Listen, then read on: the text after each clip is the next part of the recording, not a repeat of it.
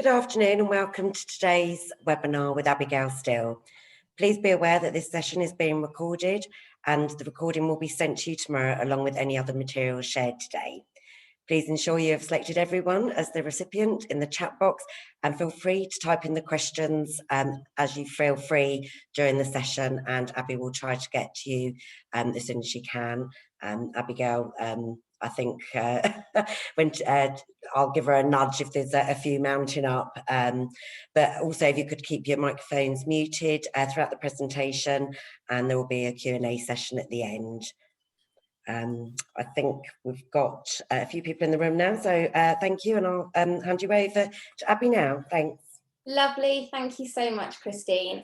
Welcome everybody, thank you so much for coming along to today's session looking at Rocket Phonics. Owing to the time of our session being after school, I will of course be as professional as I can, but just to forewarn you, this is real life and I do have a household of children in the background who are being bribed and threatened to be quiet, but if we have any disturbances, then that is the nature of the beast. So today's session is designed for English hubs to share information with you about Rocket Phonics. I'm therefore going to assume a certain level of knowledge about phonics and teaching and the climate and all that kind of malarkey, but there is no question too daft. So you are welcome to ask any question at any point. The way that I present, the style that I do things is I do talk quite fast, I go at quite a pace, and you probably won't get a word in edgeways, but do type things into the chat or make a note, and I will endeavour to finish with plenty of time for us to have a chat and have questions at the end as well. So, all about Rocket Phonics. What makes Rocket Phonics unique? So this is really, really important sort of conceptual stuff for me, is to get across to you as quickly and easy as possible. What is it that makes it different from everybody else's program? Because there are loads of really good programs out there now. What makes us stand apart? Well, Rocket Phonics has a much steadier pace than a lot of the other programs.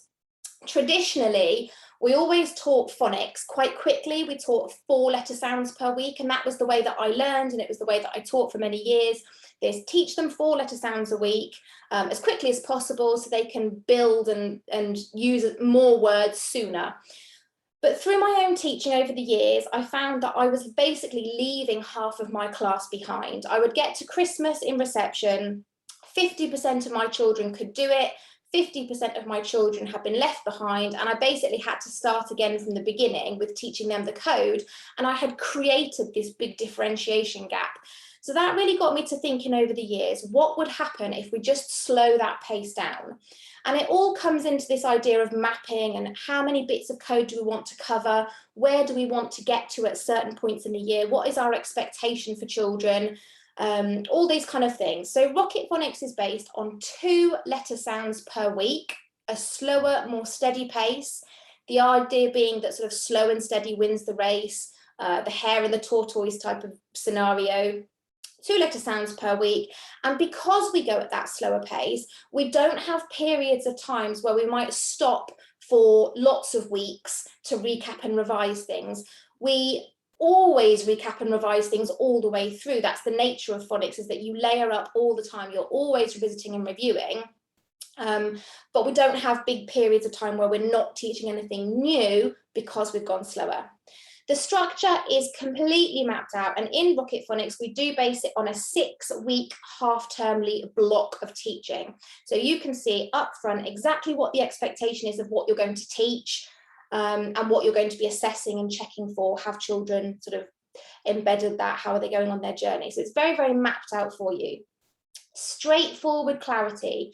Again, one of the things I learned on my journey as a consultant is that I would go into schools and observe phonics lessons, and essentially they were pretty good phonics lessons. You know, teachers are very good at teaching, is the nature of what teachers do. So the teaching was good, but when I would unpick with the teachers where the children were at and what the children's next steps needed to be, and what the activities were that the teacher had done in the lesson, which more often than not, as a result of letters and sounds, would be patchy. Some schools had crafted their own materials around that quite effectively. Some schools had not, and it was really a case of pick and mix, going on Google and picking and mixing day after day what they would use.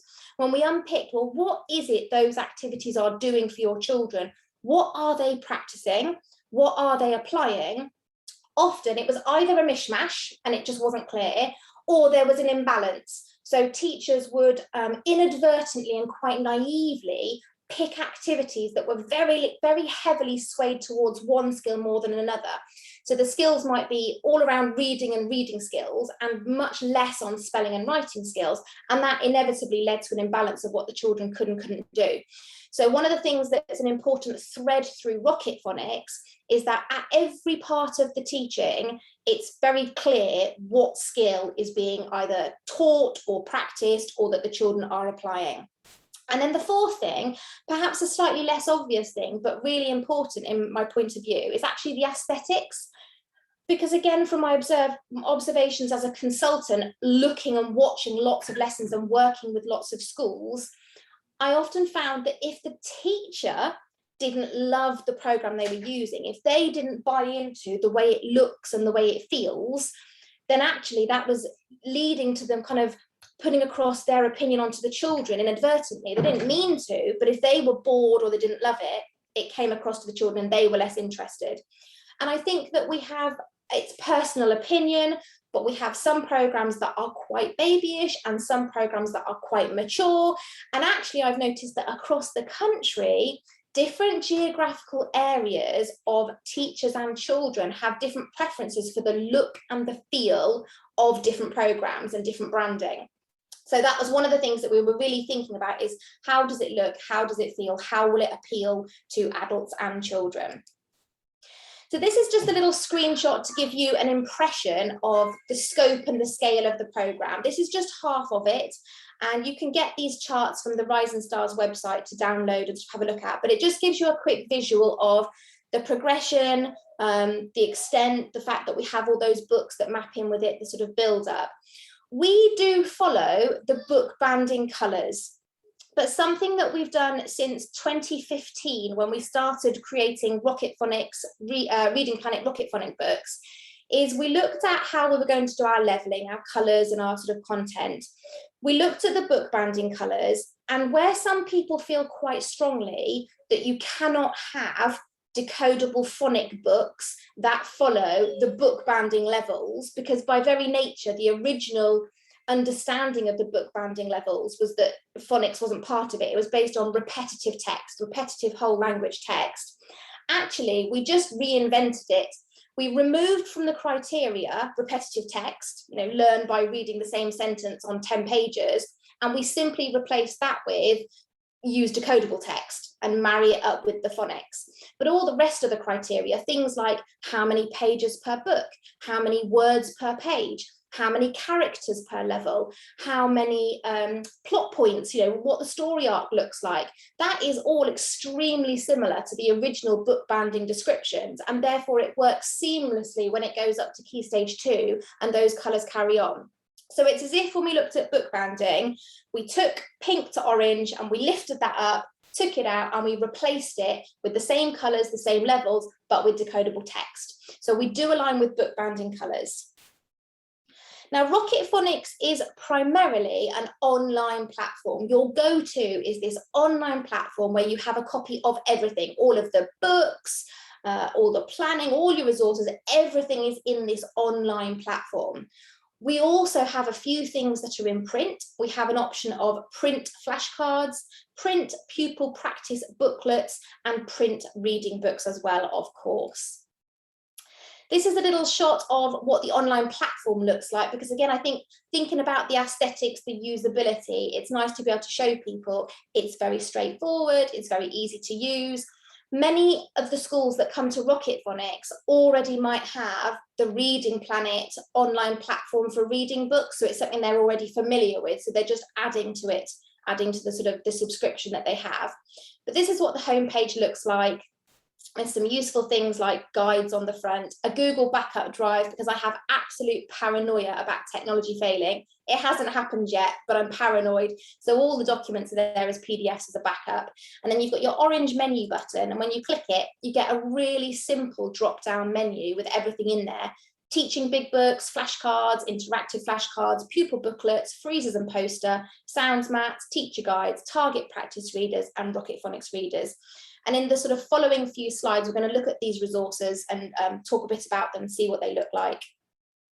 So this is an example of if you were to click on a resource. So we've clicked on Big Book 2, Bedtime for Luna. You see a picture of the resource, bit of information about it, and then the sort of lozenge at the bottom of the screen, you would click that and it opens up in a new screen that you then stretch to enlarge across your interactive whiteboard, and you're using it. Now, digital big books, this is something that's a little bit different from all of the other phonic programs. This is reminiscent of the day 20 years ago when I was teaching in the classroom, and back then one of the main resources we used to use was literal big books. We used to have big books that were bigger than A3, they were big square carpet books, and some schools still have some of these, but I think they became not very practical for publishers to make them, which is a real shame because I loved using big books, you know, all the children can see them. So it's reminiscent of that era, it's quite traditional, but they're online, they're not in hard copy. And the idea behind the big books is that for many teachers who were using letters and sounds, they would develop their own materials with which to teach with, and they would essentially make PowerPoints. Lots of people made PowerPoints to deliver the content of the lesson, like a stimulus, like a hook, like a thing that's engaging, a thing to help you as the teacher explain to the children the piece of learning. And in some schools, this has been really effective. And as we know, in other schools, this has been a lot less effective, the sort of quality of what was put together and what existed. So we've now, sorry, something popped up on the screen and distracted me then. So big books. So these big books are the stimulus for teaching, and they contain all of the teaching of the letter sounds through real stories.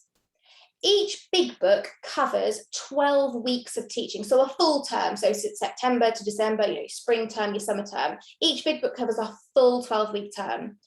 Inside of each big book, it breaks into 2 story episodes. So each story episode fits around your 6-week half-termly teaching block. So nice and organised.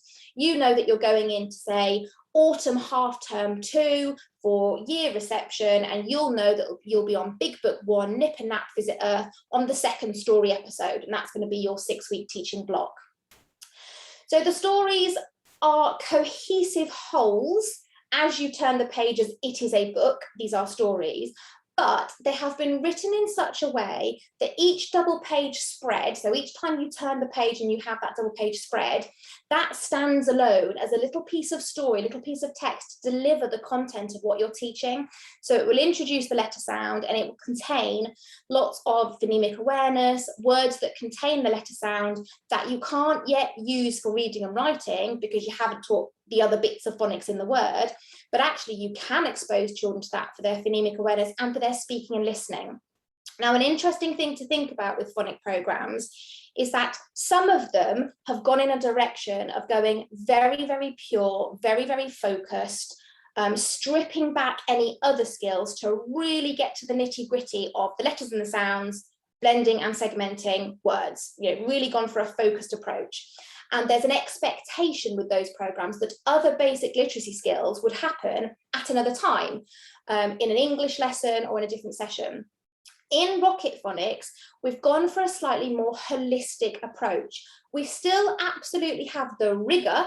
We do a really ambitious 130 pieces of code in Rocket Phonics, but we are not going to preclude you, when we're not going to get rid of things like vocabulary. To me, it's absolutely crazy that if you had the word jig, for example, the children read jig, jig, that you wouldn't just really quickly and effectively tell the children what that word means and then move on and carry on your teaching in a pacey way.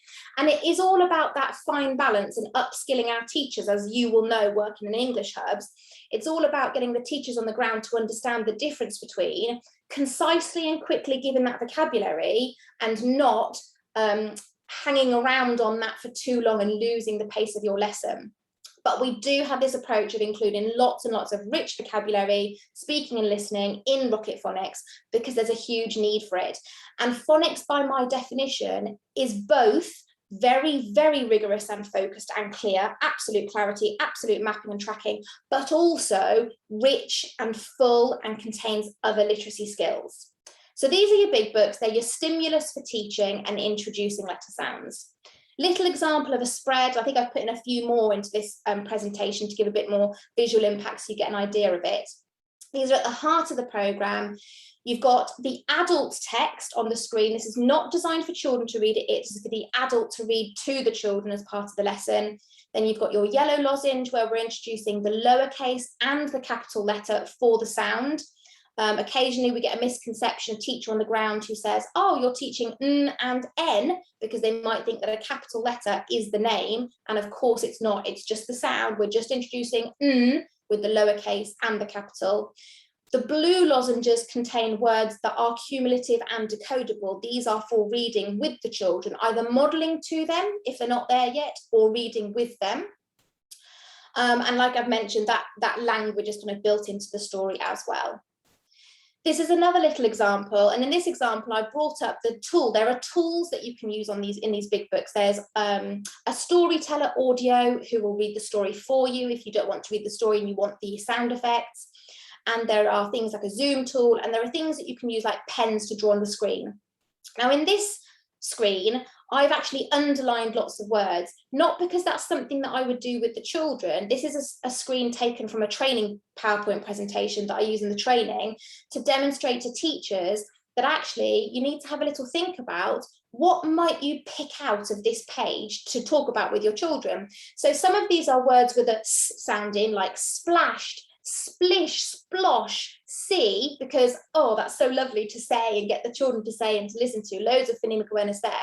Some of these are things like explore, galaxy, heading for, information, things that I might want to check. Do my children know that? I might mention it to develop their vocabulary. So I'm highlighting to the adults here the sort of content. This is another example, highlighting to the adults how this page introducing the A correspondence actually has text for the adult that is pumped full of examples of words with A in.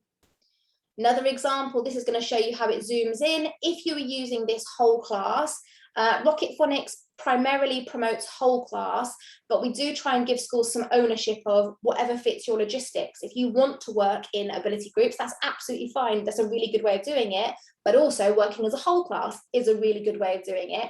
But if you're using it whole class and you wanted to zoom in, you can zoom in like this and focus on the facial expressions or the action or the word. And this is an example from way down the other end of the programme. This is book 6. In book 6, Benji's dad works in a recycling centre and he's allowed to take home broken items and fix them up. And in this case, he's taken home a broken robot and then they build the robot and they have some adventures with it.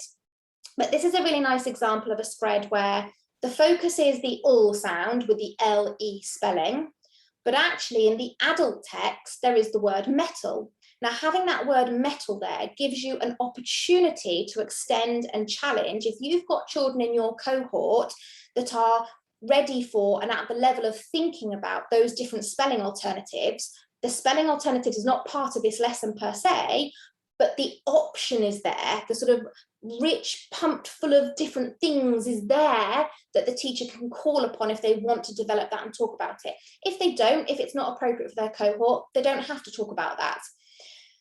This spread also shows these red boxes that I've put on the screen using a comment box, because although this is phonics, there's so much that can be explored here. If in your English you've been thinking about dialogue, or if you want to think about reading the illustration and think about, well, what do you think these characters are saying? You might come up with some speech together and you might just very quickly model it as the teacher, or you might be doing that collaboratively with the children. And then I've just put a red box as well with a word list. We just pulled out the words that are in the blue lozenges for reading, some other words from the adult text, and put them in a nice word bank, because of course phonics is often about building word banks for spelling to support that. So that was a bit on the big books. Other things that we get, our flashcards are worth noting. So in Rocket Phonics, we have 2 sets of flashcards. They are primarily aimed at reception year and year 1, but there's no reason they can't be used with any other age group at all. But these 2 sets, they're very big, full sets. They're A5 in size, really nice sort of shape and size to hold, and the laminate's good on them. They move very smoothly. They have the color coding on them, so you know exactly where you are in the program and what you're working on. Now, in set 1 that is aimed at reception, we have a key picture mnemonic. One of the questions that I get asked a lot by schools is, do we have rhymes and ditties? Why have we gone for pictures? You know, what's our sort of thinking behind that? And although rhymes and ditties are very lovely, I like that approach. And when we develop our nursery package, which we will be doing imminently, we will put rhymes and ditties into nursery. In my experience, I found that more often than not, children were getting really hung up on the rhymes and the ditties and the phrases. And when I showed them a flashcard and asked them for the sound, or when they were reading their reading book and I would say, well, tell me the sound, they would tell me the repeated sound or the phrase or the ditty or the rhyme. They wouldn't just tell me ah, they would tell me ah, ah, ah, ah, ah. So you have to be really careful about your mnemonic system and how you use it. Now, used with kind of some training and some knowledge, all of the mnemonic systems are perfectly good. But actually, as you know, in the line of work that you do, we have to remove the room for error as much as we can and support as much as we can. And I found that actually having a picture, a key picture, provides that mnemonic for children to remember, because they do need something to remember. And I've done research historically with using no mnemonics and found that very challenging for several children that are very young. They really struggle to remember the letter sounds. But you have to manage mnemonics in the right way. Now, having our key picture mnemonic is more than just a memory aid for the letter sounds. Having a key picture mnemonic provides a language for spelling. So if you imagine that, and we'll get into the nitty-gritty of this a bit more in a minute, but if you imagine that in Rocket Phonics, on a Monday and a Wednesday, we have a blending focus. We focus more on blending skills, and on a Tuesday and on a Thursday, we focus more on segmenting skills. So for revisit and review on a blending focus day, we use flashcards, because flashcards are a blending skill. Flashcards involve seeing the shape and saying the sound, which is for blending. But often in schools, I found this imbalance, this lack of clarity. Teachers weren't doing enough of the opposite. So on a Tuesday and Thursday, when it's a segmenting focus, we do a little activity or a little game that practices the opposite skill. So in that case, the children need to hear the sound and they need to identify the shape. Now that can either be air writing, so the adult calls out ah, and the children are all up and air writing, which is nice and physical and they're standing up and moving. Or it can be something like pointing on a bingo card or on a sounds mat. They have the sounds mat in front, the adult calls out ah, and they have to find it and press it, or they can tick something off, but it's that opposite skill. Now, if you imagine we're doing air writing, and I say to you, right, everybody, writing, finger in the air writing, listen to your sounds, off you go. The first sound is ah.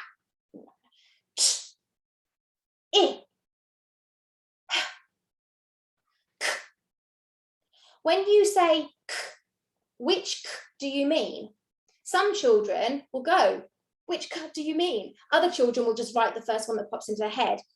If you use a key picture mnemonic, at the point at which you taught the children the different shapes for the k sound, you would then be able to say to children, everybody air write k as in kite. And they associate that picture and that word with the specific shape that you want them to choose. So they all write the K. Everybody air write k as in duck, and they know that duck is the CK. When you're having a conversation and you might be slightly across the room and your reception child says to you, Miss, I really want to write the word snail and I can hear that it's got A, but which A do I need? Well, ultimately, where we're heading with our children is that we can say, well, you need the A as in AI. We're going to use letter names. And that tends to come during year 1 and certainly by year 2, although in many schools, it still isn't happening. But in reception, you have to be quite discerning because a few children start to manage those letter names, but often children need this language of the key picture mnemonic. You need the A as in train. And because they learned AI train, it's an association for them for that language of spelling. So our mnemonic system is more than just remembering letters and sounds. It feeds into their spelling and the language of communicating spelling. The other interesting thing to note about this is that in the set 2 flashcards, and you'll see an example in the middle of the screen, that split diagraph with the U and the E, there are no key picture mnemonics on the flashcards. If you had a cohort of children that really still needed them, they're really struggling, and you wanted to have key pictures on there, you can use your wall freeze to print off and make yourself a set of flashcards with the pictures on. But the idea behind not having those pictures on when they move to set 2 flashcards is that I don't want the children to look at that letter shape and go, oh, that's U as in cube. And I saw this in a lesson the other day. The lesson I was observing, the teacher had a flashcard and it had, it might have been this, no, it was EW, had EW on the front of the card, and it had a picture of a screw and it had a picture of a newspaper.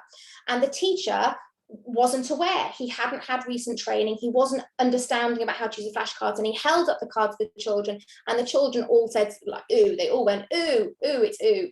And he moved on, and actually that card isn't just ooh, it's you or ooh. We've got to build up children's resilience and stamina and that ability to understand that that grapheme can represent different sounds. And of course, some children find that easier than others, but by having a card that is plain, we're pushing harder for them to have to say, oh, it can be you or it can be ooh. Now, on the backs of the flashcards are cumulative decodable words, which serve 2 purposes. The cumulative decodable words provide both an example for the children and a word that they can read. So you can turn it around and say, right, let's read our new word today. Let's blend it. Let's sound it out together. Let's read this word.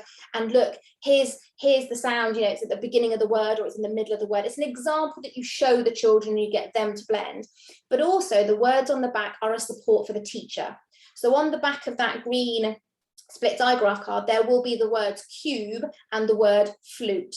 So that a teacher who may be less confident, not sure about those different sounds, has those words in their hand to read them and kind of prompt the sound. And then the example you've got on the screen with germ, giraffe and gymnast, on the front of the card will be the letter G. The children might say it can be G or it can be J. And on the back are the 3 spelling examples for the teacher to use as an example. So although they're just flashcards, they're much more than just flashcards. And I love flashcards, they're a very important tool. Then we've got our pupil practice booklets. Now these are very interesting and causing some controversy. So I think this is quite a sort of important sort of bit to reflect on. One of the things that I observed over many years of working with many schools as a phonics consultant is that phonics lessons had brilliant revisit and review, lovely teach, and the practice is where it all fell apart.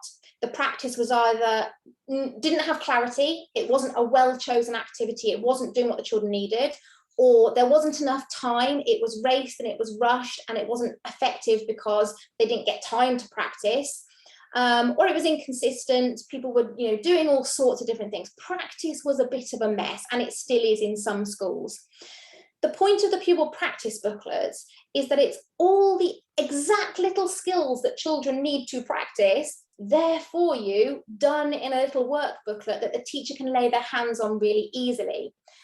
Now, we've come a long way over the last few years, because a few years ago, I'd be doing work with sort of work booklets and paper-based activity, and there was a lot of resistance at a very high level. And there's a lot more acceptance with them now. I mean, obviously, a lot of programs that are validated have some sort of paper-based activity. People really see the benefit, but there is still some resistance. And I still see this resistance in some of the schools that are transitioning and looking at what they do with their phonics. They might, for example, like Rocket Phonics, but they're not so keen on the formality of these work booklets. The perception and the mindset is that they think that they're busy booklets, just get the children to fill them in. And what they're not understanding is that, oh my goodness, this is magical, because this is all of the exact content that the children need in your hands, done for you. You don't have to get things off the internet. They're totally time effective because the children learn the little routines, and then you're not wasting time explaining what to do. It gives you the material to go through with the children and make sure everybody's getting that content. It eliminates room for error, because I've seen in plenty of schools, and because you're in English hubs, I'll be upfront and see it, because I'm sure you've seen the same. I see plenty of schools where teachers have created their own things and they've put errors in the sentences, like grammatical errors, and it's not good modelling, it's not good practice to children. So to have it all done and checked and verified as being expert and correct, I think can only be a good thing for that consistency. Now, in our pupil practice booklets, a page is provided per lesson. So every day of the week, Monday to Friday, there is a page of content. A current misconception is that some teachers think, therefore, they must make their children sit down and do that whole page each lesson. And that is absolutely not the ethos or the approach. So this is a message that I hope English Hubs will support with, Rising Stars consultants will be able to support with as well. These activities in the pupil practice booklets are designed to cater for the spread of differentiation in the class. The differentiation is by outcome, it's by what the individual children do with the page and by level of support. So some children will have more support, some children will have less support and work more independently. Some children might only do 1 or 2 lozenges, and that's it. And that's fine, because that's their level, that's where they're at. But hey, isn't it fantastic that those booklets still exist? Because when you revisit that with the child for a little session later on or another day, the content is still there. You haven't got to go back to scratch to sort of finding the content. You've got that record of what they've done, where they're at, what they need to move to next. Sometimes children amaze you when you take that ceiling off from the differentiation and you give them stuff that is actually a bit beyond them, and you reassure them that you don't expect them to do all that. You expect them to do section 1 and section 2, you know, whatever. Then actually sometimes they start to look at section 3, and then one day they surprise you and they do all of it. You have to remember that some classes have an Alice, and Alice is the girl that I always use as an example, that she came to me at 4 years old in reception from nursery, a fluent reader and writer. So for Alice, it wasn't practical or feasible that I would put Alice on a completely separate curriculum, doing something completely different every day of her life, because she didn't really need phonics. She could get by without it perfectly fine. I wanted to make sure that Alice didn't have gaps, that Alice had a really in-depth understanding of phonics and the way it works and how it works. So I wanted Alice to sit through the teaching with the children, but Alice, of course, needed extension and challenge from the very beginning. So Alice, from day 1, needed sentences. In her SATPIN work, she needed sentences. But most of the rest of the class didn't have a Scooby-Doo when it came to sentences. But there's nothing wrong with modelling that to them. And sometimes I see a bit of resistance from teachers who are just not used to this level of ambition, that they say, but what's the point? Because the children can't do it, I'm just doing it for them. Yeah, you are doing it for them at the moment. You are modelling, you are showing them how it works, and they are letting it sink in. It's also building up a bit of a routine. So for example, at the beginning of reception, the children might have on a blending day their big book in session with the teacher on the carpet, lots of input from the teacher, looking at the big book, introducing the sound. Then they go off to their continuous provision, and the teacher will pull smaller groups of children to have a go at some of this pupil practice booklet and think about which section they want to focus on. For some children at the beginning of the year, they're not going to achieve anything on that page. The focus is getting them to sit still in a seat for 30 seconds and attempt to hold a pencil with an attempt at a tripod grip. And that's fine.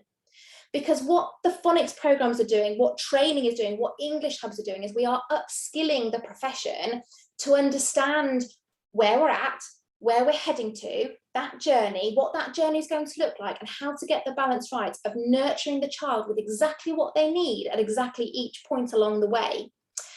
So there is sometimes some misconception around these pupil practice booklets.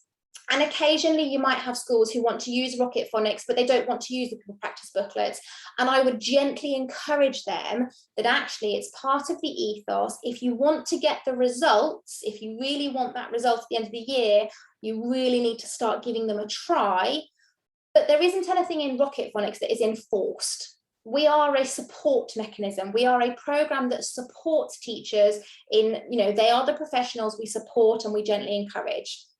So I would be kind of flexible about encouraging them to pick it up when they feel comfortable to, and see that the proof is in the pudding. In trials, we had some resistance, and those schools came back a couple of weeks later and went, oh my goodness, these are incredible. So pupil practice booklets, I'll try and move on, I was never going to get through everything. Because of the way we split our days, we have a blending focus page, we have a segmenting focus page, and all of these little boxes are really specifically designed to cater for the exact skills that they need. We have something that's really useful. There's loads of like assessment trackers and documents to support people, but one of the things that's particularly useful is this individual progress tracker. Now, this will show that although, for example, some people might feel that some of that pupil practice content is really ambitious, this document shows you the expectation of a typical child at a typical point in time. So, for example, I would expect that a typical child in reception at the end of autumn term 1, so come the October half-term break, end of autumn half-term 1, that they would recognise, say, and identify that first group of letter sounds. That's your focus. I want them to remember those letter sounds, to recognise them, to say them, to identify them when they hear them. For blending, I'd like them to be able to orally blend words. We've done loads of blending words in books, in the pupil practice booklet, on the flashcards. I don't actually expect any of them to independently do it. Some will, some won't, some will be starting on their journey. But broadly speaking, the expectation is blending words orally, segmenting, orally segment words with support, and letter formation, beginning to form letters correctly with support. So this document gives a lot of reassurance to people who might feel that the content of Rocket Phonics is very ambitious earlier on. And of course, this feeds into the whole early years debate. How much do we do with our littlies at what point? And it's trying to always get that balance right of realistic expectations, but also being ambitious for them and acknowledging that some children can. Another thing to quickly mention about the pupil practice booklets is the importance of going through these with the children during the session or at the end of the session. Something that I see that is such a shame, whether people are using Rocket Phonics or other materials, it's irrelevant, that they do practice with the children, and it's lovely practice, it's really good practice, and then it kind of stops at the end of the lesson, and sometimes there'll be like a lovely piece of text, but the teacher hasn't actually read it to the children or read it with the children or checked what the misconceptions are. And of course, phonics is all about those details and paying attention to any misconceptions. So in Rocket Phonics, I encourage people to bring the pupil practice page up on the screen, on the interactive whiteboard, and go through it and get children self-marking, get children engaging in what they've done well and what they're struggling with. You'll see I've circled a J there, and I talk to children about, find the one that you think you did the best, that you tried your hardest, and put a circle around it, the one that you feel really proud of. This is a little example from later on. And just quickly to draw your attention to the Grapheme search, where the children are finding and circling all the I as split digraph, i.e. graphemes. There are things in Rocket Phonics that are seeded in here on purpose to bring these misconceptions up, like the word river. Because of course, when a lot of children do a grapheme search, they're not reading the text, they're purely searching for those letters. A lot of them will circle the word river because they've not thought about the sound, they've seen the letters. So this is a really important teaching point, where the teacher then must go through this with the children to have that conversation. Let's have a look at the word river, and some will cotton on that it doesn't sound right. Let's segment it. How many sounds? 4. How many dashes? 4. What are schwa on the end? Yeah, it's not that split digraph I at all, is it? It looks the same, but actually it's not the same. Those kind of things. There's also other bits in there. So there are a few revision pages, tricky word practice pages, and assessment pages at the end, which are flexible to be used in a very light, use it with the children like an activity kind of way. Sounds mats, we've got 4 sounds mats for the programme. These are download and print from the online platform. We don't produce these in a printed copy. We encourage people to print off and distribute as many as they need for all the children, give them to the parents, use them in activities. Lovely sounds mats.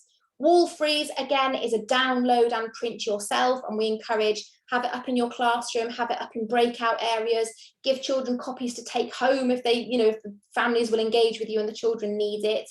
And on the wall freeze, we do have all of the different, for example, you can see there the grapheme, the Y, and you can see that we've got it with the 3 different pronunciations, yellow, I spy, and E happy, as a visual support for spelling on the wall. We have two types of reading books in Rocket Phonics. We have the original Rocket Phonics reading books that we've been making since about 2016 were the first ones that came out. And they were always designed to go with letters and sounds, as many publishers did. So we aligned them to letters and sounds. Lovely Rocket Phonics books, been hugely, hugely popular. And then when we made the Rocket Phonics Teaching and Learning Programme, we wanted to go in the direction that some of the other phonics programmes have, of making the steps of progression of our books smaller. So generally speaking, you'll know this is one of the issues with books and levelling. For children to reach the next level, the next band of books, they often have to have covered quite a big chunk of letter sounds, which for some children is really smooth and really fine, and generally is not a problem because you lag everything behind anyway. So you teach in class, teaching class, teaching class, teaching class, you reach the end of a sort of block of teaching, and then the next level is unlocked for children. But actually we wanted the fine progression. So we developed the target practice readers that literally target the practice. They are focused on much smaller steps of progression. At the very beginning, they go up in chunks of, I think it's 6, so you've got your SAT pin and then you've got your next little batch, and then they go up in batches of 4. So every time you've introduced 4 new letter sound correspondences, which is 2 weeks of teaching in Rocket Phonics, you unlock the next level of books, which is really nice for a very, very tight progression. And although in Rocket Phonics, we have quite a sort of relaxed, supportive attitude, and we want to be cost effective and accessible for schools. So schools don't have to buy everything in abundance, don't have to buy multiple copies of these books. A lot of schools do, because ultimately the gold standard, the best provision if they can get it, is to have multiple copies of target practice readers that are used in the classroom as part of the classroom teaching. And then the Rocket Phonics readers are perfect for the ones that lag behind, and they're the ones that go home in the book bag, fully decodable, huge range. We have the hard copy, and we have they're all EBooks as well. They're all on the online platform, which can also be allocated to home. So schools can be allocated the EBooks. They're all labelled up nicely. Often Ofsted will say with reading books, oh, how do you make sure that an adult doesn't give the wrong book to a child? Because they're really clearly labelled up, so you can have them in your boxes labelled up and minimal room for error. Lots of clever design around how lovely they are. I won't give you all that detail. And in your teaching plans, it shows you where things become decodable. So to really support teachers, this is literally showing you, for the regular Rocket Phonics books, the ones that we would generally recommend as your homeschool readers, Pink A becomes accessible at the end of week 6. Pink B becomes accessible at the end of week 11, just makes it absolutely crystal clear. And then for those target practice books, on the weekly plans, it will literally say Wednesday, the end of Wednesday, Pink A target practice readers that are now fully decodable are The Cog and It Is Not a Dot. At the moment, we have 2 become decodable every about 2 weeks. So it works out at a book a week, and we are imminently going to add to that with another huge batch to sort of increase the variety. But there's certainly enough that you can have a weekly session, either a guided group reading session, or, because I'm not big on this grouping and the logistical challenges of group guided reading, I really promote heavily whole class shared reading, where the children have 1 book between 2, and the adult puts the book up on the big screen, and you literally all read together. The teacher guides the children through the book. You might do choral reading, you might talk about the sentence, you might read it with your partner. And this is what they look like when they come up on the screen. And you've got the tools as well. You can add bits or highlight bits, but all the books are available on the screen.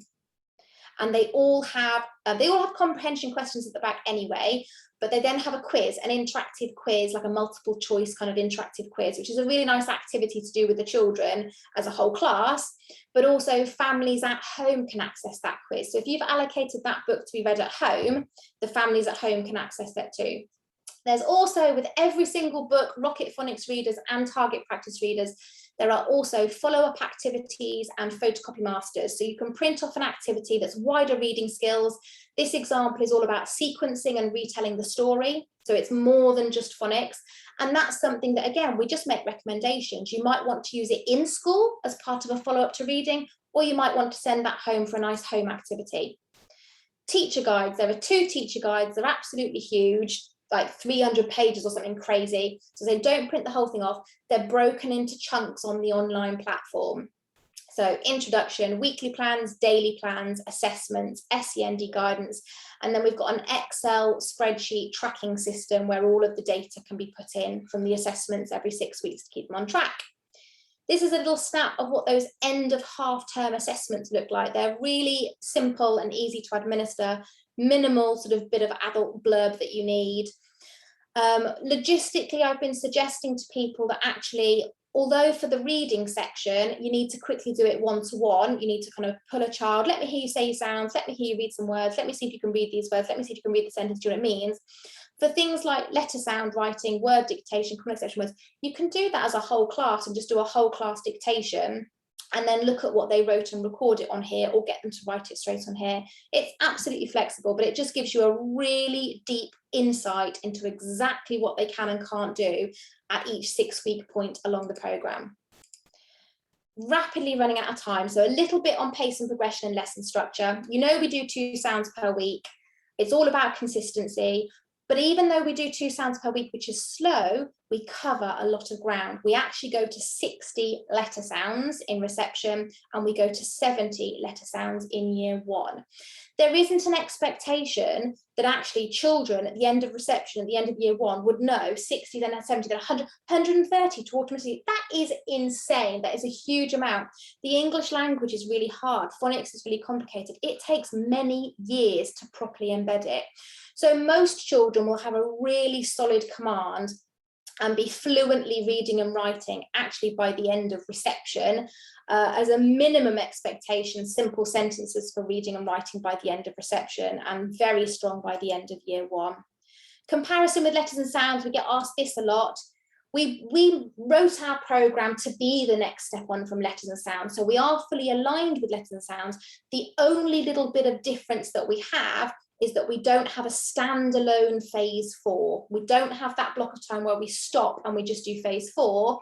We incorporated our consonant blends and clusters a little bit earlier. We started them a little bit earlier in phase 3. We continue them quite heavily through that time frame. And then we actually dip into phase 5 at the end of reception as well. I did loads of research around, do we do that? Do we not? Do we go there? Do we go into phase 5 at the end of reception? Because that freaks some people out. But they did copious amounts of research across hundreds of schools and came to the conclusion that the schools that were really achieving well, that were very successful with reading and writing, did dip into phase 5. Give me the confidence to go, we're going to do it. It's just a little bit right at the end. Everything in the planning is step-by-step, spoon-fed, laid out for people. It tells them what they're going to teach in what week. But a really important point I want to make here, especially around common exception word practice. With phonics, it's important to teach systematically. We teach this, then we teach this, then we teach this. There's this order, this system, this kind of rigor and, you know, pace and all this kind of stuff. It's all that's very important, yes. But the English language needs to be, it is by its very nature, much more fluid and natural. It's more complex than that. I am not going to say to my children, sorry children, I can't possibly model a sentence for you on the board that contains the word I and the. I can't write I went to the park on the board, because I'm not teaching you I and the until week 4. You'll have to wait to week 4 for me to be able to teach you that. That's crazy. There is an expectation and an assumption that no piece of phonics, no word, no common exception word, no word that would be more easily decodable has to wait. Everything can be mentioned and touched upon as it comes up, as it needs to happen. Alice on day 1 of reception said to me, Miss Steel, my name is Alice. I can hear, but it doesn't look like that. And I had to address, yes, Alice, you're right. In your name, these letters, the CE, are code for S in Alice. And there are other words like dance and palace and prince that are spelled in that way. Isn't that interesting?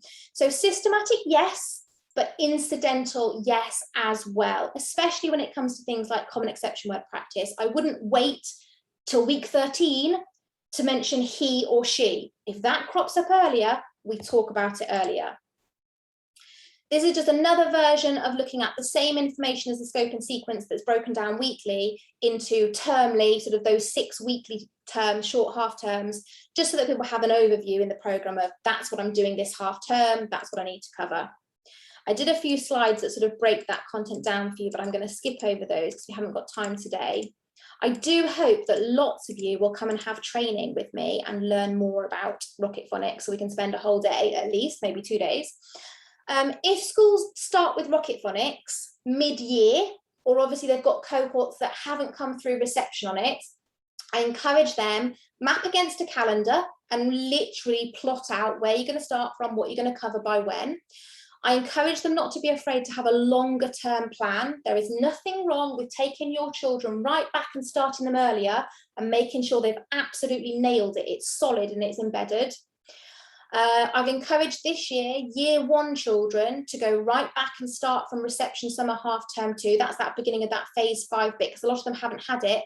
Loads of schools have looked at it and gone, we need to start further back than that. And I've gone, good, start further back, get it secure. We've had a rotten couple of years, and it is about empowering those teachers and those schools to know their children and make those decisions for themselves.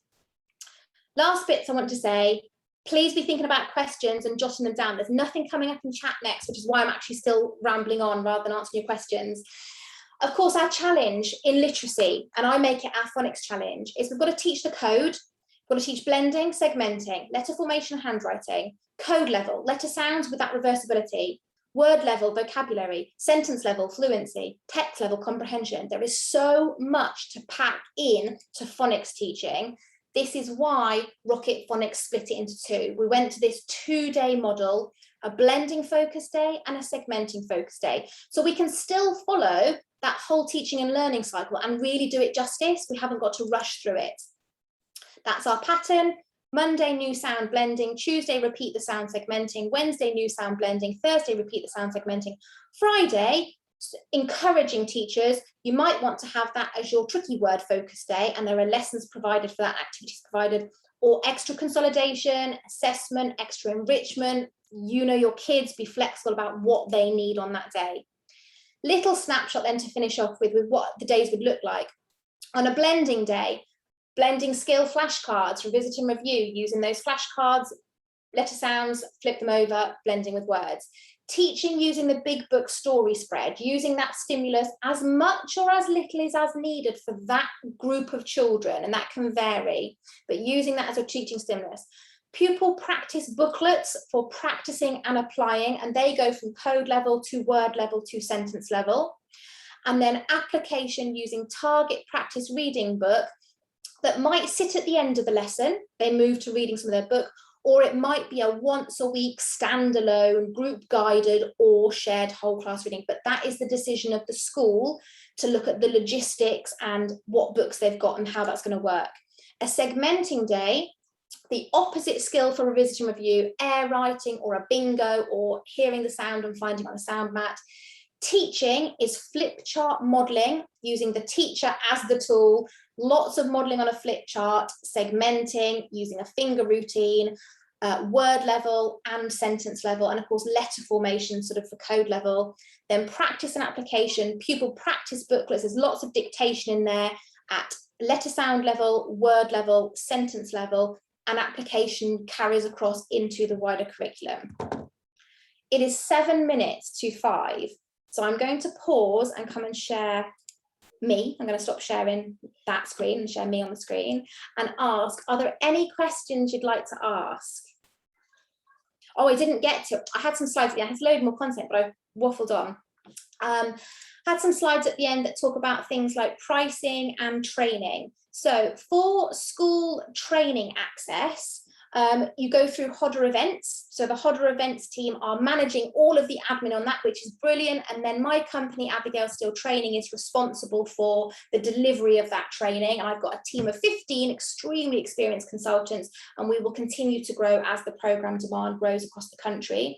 Training can be a 1 day or a 2 day, so it might be like a launch inset with a follow-up consultancy, and it can be virtual online days or it can be in person. We're going into schools as well. There is also the option of self-study. On my website, abigailsteeltraining.com, I have a self-study video platform, like a self-study course with 40 videos of bite-sized training that schools can get 12 months access for. What's it? Oh, and pricing. Our pricing is designed to meet the needs of different schools. So we have at the lower end, if you were already well equipped with books, the online subscription for the Rocket Phonics program is £350. And then obviously it goes up the scale. But one of the really amazing things that Rising Stars does is they do a great discount option where the more you spend, the bigger chunk you get off. And basically, a lot of schools that I work with go for an order of £4,000. It buys them everything in multitude, multiple books, multiple everything, and they get 50% off and they pay £2,000. That is like a price point that lots of people go for. So questions, how do we get access to the Lilac eBooks? The Lilac eBooks are in the Rocket Phonics, not Rocket Phonics, the Reading Planet online subscription. They aren't currently in the Rocket Phonics. When we develop the nursery section, which we are imminently starting, the Lilac eBooks are going to become part of that. So they will move across. But it is an interesting point, actually. I will raise it with Rising Stars that you've been interested in Lilac eBooks as part of Rocket Phonics. Does the programme have any extra practice, interventions, guidance? Yes, in terms of there's an abundance of guidance for SEND and for children that need sort of a bit of extra. We don't promote interventions per se, we actually promote inclusion as much as possible, but there are things like case studies in there which talk about children with specific needs where, for example, they might be included in the main class teaching of the phonics at their age appropriate level. But when they move to do their pupil practice, they might be working on a pupil practice booklet, which matches their specific level. So that's a case in point I'm thinking of. There's a case study about Jake, a little SEND boy who's autistic. And all of this stuff, you can have access to all of this. Rising Stars do a free 30-day trial where you can access all of the teacher guides, all of the content for free. You just need to go to the Rising Stars website to pop your name in and get 30 days access. Extra practice would be deemed in terms of go back to your pupil practice booklet. There's so much content in that pupil practice booklet. You revisit the content of that, children that need extra practice, and then using things like your decodable words on the flashcards. But really, they don't need it. You don't need lots of extra practice and intervention when it's done right the first time. Any more questions, everybody? We've got 3 minutes for you to think of anything. I think another thing you can do is if you have any questions after today, you can contact whoever your contact person is. I'm flicking through to find you a slide with contact details on. Oh, here's a good one. risingstars-uk.com/Rocket Phonics for signing up for that free trial. That's a really good way to get hold of the materials. You can have a look at the teacher guide and all the guides, all the SEND guidance. But you can certainly contact me as well if you need to, or your sort of liaison Rising Stars person that I think hubs tend to have like a sales rep that works with them. That is that one. And then the other website, I don't know where the time went today, guys. It was like really fast. There we are. There's some more contact details. I'll leave that on the screen for a second. My chat. Are you giving partner schools an additional discount, or is this based on how much they order like other schools?